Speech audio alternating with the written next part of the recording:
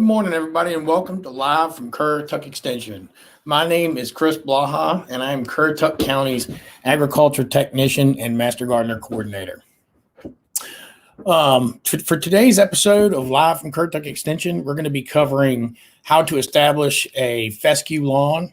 And in this area, it's not a huge important, in my opinion, fescue in the coastal plains doesn't perform very well. However, I am going to cover it because there are a number of established fescue lawns in the county. So I will cover establishing a fescue lawn today. Remember to subscribe to our channel and click the bell to receive future notifications. Now, this will alert you of any time that we're going live or that we're going to have a presentation. It's just a reminder so that it reminds you to basically just join our presentations. That said, we're going to go ahead and and also the all of my information, contact information, and several valuable links will be found in the description box below. So you'll be able to access those and please, by all means, you're not going to get all the information you need. If you're trying to establish a lawn from today's class, you're going to really need to research this and think it through because it's a significant amount of planning involved. That said, we're going to go ahead and get started on this. And bear with me one second.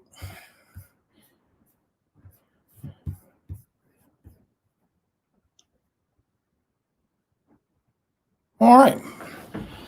So the first thing we'll talk about is fescue itself and what it is. Fescue is a cool season grass.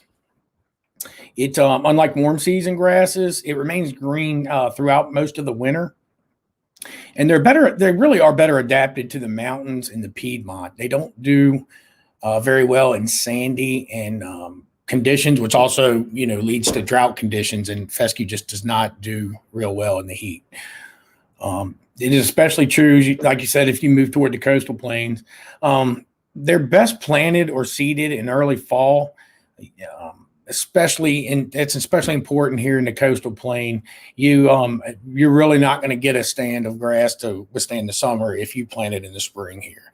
That's one of the biggest mistakes I see typically in the area here is people will try to establish a fescue lawn here in the spring, and that just is not going to work because of the heat, and it does not have time to establish those roots properly here if you plant it in the spring. So being the nature of it, it's a cool season grass. If you plant it in the fall, you get two growing seasons. But you get the growing season in the fall before it goes dormant in the winter, and then you get the growing season during the cool part of the spring. That gives you time for those roots to get established really well before the heat of the summer comes. So if you are planting tall fescue, I do recommend here, again, in the sandy soils, that you try to you implement some compost into the soil. And the reason I say compost and not topsoil, I see a lot of times people here want to use, they'll bring in some topsoil into their lawn and try to work that into the lawn instead of compost. And the problem with that is it's not treated and you can bring in a whole lot of weeds. So it could be counterproductive to what you're trying to do if you bring in topsoil versus compost. That's why I always recommend compost. That said, we're going to get into, and as you can see, this is tall fescue. It makes a really beautiful lawn when it's nice and healthy. And also one thing to remember is that tall fescue is not spread by rhizomes or stolons. So this does have an effect. So basically every seed that you plant is a separate plant. And that's why in the coastal plains, it doesn't have the wear resistance or the drought tolerance that your warm season grasses, which I recommend here, do. So your tall fescue a lot of times will die off in the summers. Some of the pros to tall fescue are it remains green through most of the winter. It's easy to start from seed with proper site preparation. It has good disease resistance, good drought tolerance, good cold tolerance, which is not, it can be applicable here, but it's not very applicable here in the coastal plain. And it has moderate wear tolerance tolerance, and fertilization needs. Some of the cons are it has tendency to show signs of stress through the summer heat, as we discussed. It does not perform well in sandy soils, which we have here. And it is a bunch type grass, so bare or damaged spots will need to be reseeded.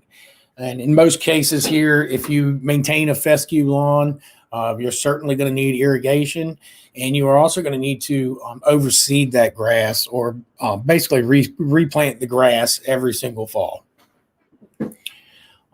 That said, the first thing you're going to want to do when you're preparing to plant a fescue lawn is to prepare the site.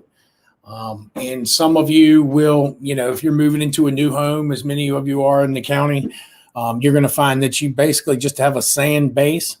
The first thing you're going to want to do is get a soil sample done, regardless of whether it's a new lot or an established lot that you're, refurbishing or, starting a new lawn and you wanted to start a fescue lawn. So the first thing you want to do is get soil samples of all the areas, and for specific guidelines or instructions on how to take soil samples, you can look in the description box below, and I've got a link that will go over step-by-step instructions on how to take a soil sample and submit a soil sample, and also how to interpret the results of the soil sample, which is very important. That leads us into the next step. Once you have prepared the site, you're going to want to prepare the soil, and preparing the soil is, in order to do that, you're going to have to rely heavily on the recommendations from the soil sample that you took. And for all these site preparation recommendations and soil preparation recommendations, I've also included links in the description box below. Like I said, it's going to take you quite a bit of research to properly and successfully install a fescue lawn in this area. So once you've got through the site preparation and the soil preparation, the next step is to actually plant the seed and fertilize. And I know I've covered this and previously talking, but make sure timing is everything. Make sure you plant a fescue lawn in the fall. I can't emphasize that enough in the coastal plain. It's very important to get those two growing seasons established. You can also with fescue, you can purchase sod, and that is also best if you're going to go the sod route. It is best laid in spring and fall.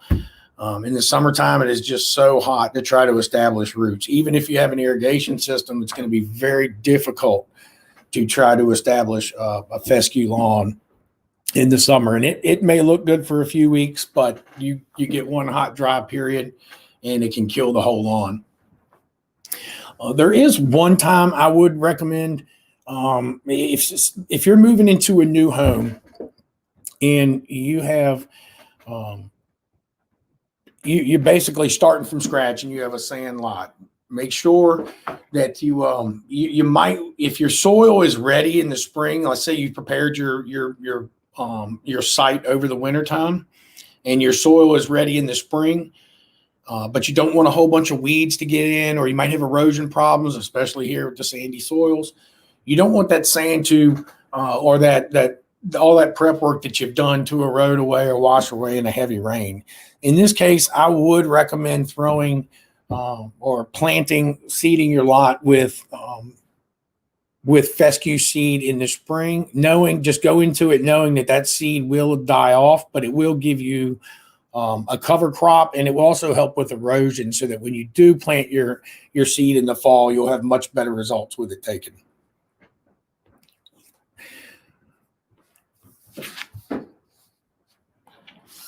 Well, that's it for today's episode of Live from Currituck Extension. If you have any other questions, like I said, you can look in the description box below, and those links will give you all the information you need to establish this fescue lawn.